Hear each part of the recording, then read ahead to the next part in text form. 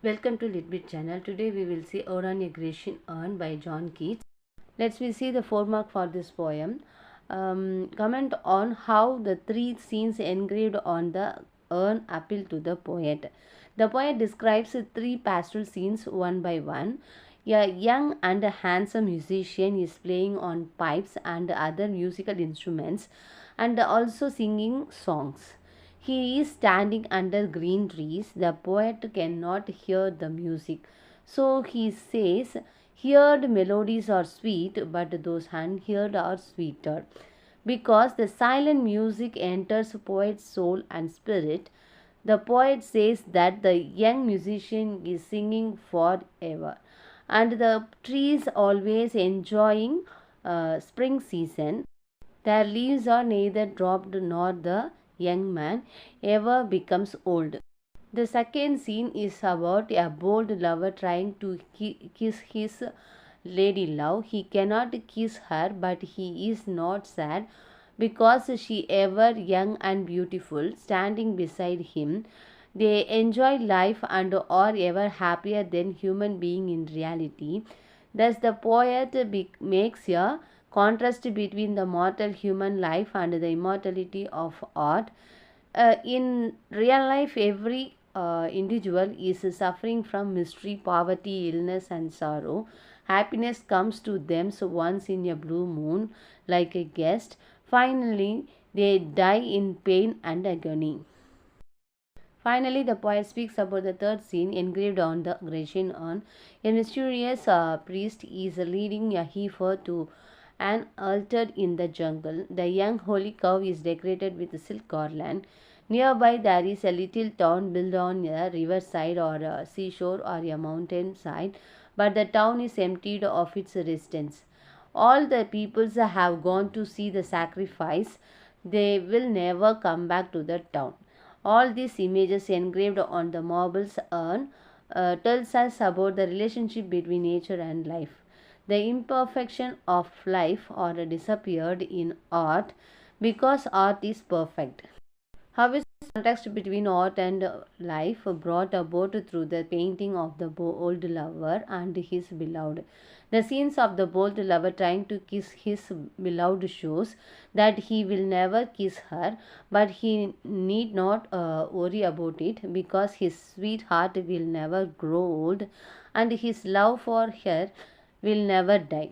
They are forever loving each other and are forever young and beautiful and happy. The images of the tree, the musician, the musical instruments, and the lovers all represent nature, art, and life. All these images engraved on the marble urn tells us about the relationship between the nature and life.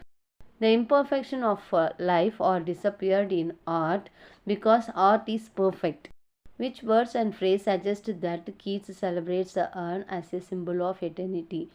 Ode on a Grecian Urn by John Keats describes a perfect scene of beauty and peace sprinkled with philosophical thoughts regarding truth, beauty, and eternity. The scenes on the urn are frozen in time, frozen in their perfect form, as only an artist or a poet could depict them. Keats assist heard melodies are sweet, but those unheard are sweeter. Music exists in perfection only in the art. Any attempt to replicate in lessens its beauty.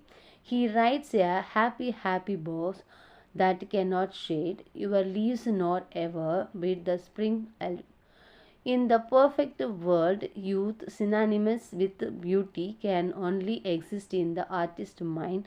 As it progresses, it loses its perfection. A final stanza concludes the poet's thoughts with the eternal suggestion that perfection exists, beauty exists, and that is all you know on earth and all you need to know. In other words, learn the perfection exists and don't worry about figuring out the rest. Beauty is truth, truth, beauty. Explain this proclamation. Addressing the Grecian urn, the poet observes that its message to humanity is important. The images of the Grecian urn silently laugh at humanity because we are mortals and we suffer from diseases, pain, and sorrow. Our lifespan is even shorter than the life of the lightning. The images of the Grecian urn are immortal and tells us that beauty is truth, truth beauty. Beauty and truth are identical. In this poem, Keats pays glorious tribute to the immortality of art. Beauty dies soon, but art makes it immortal. Art is a great because it is unaffected by the sorrow and the mysteries of the world of reality. In this poem, Keats shows us that art can capture and immortalize one fleeting moment of beauty from real life. Human lives and happiness are brief, but art ensures them with an ideal beauty that gives them eternity. Any beauty which is not truthful and any truth which is not beautiful or of no practical importance to mankind. Comment on the visual richness of Keats' poetry with reference to the Audonia Grecian urn.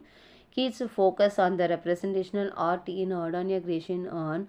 The images of the urn described within the poems are intended as obvious depictions of common activities.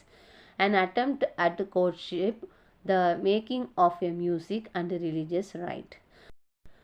The figures are supported to be beautiful, and the urn itself is supported to be realistic.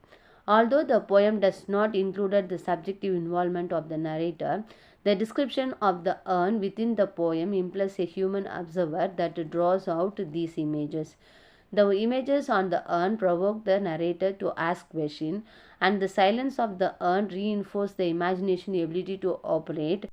This interaction and the uses of the imagination is a part of a greater tradition called at picture poesis, the contemplations of art by the poet, which serves as a meditations upon art itself. Thanks for watching viewers and subscribe my channel. Thank you.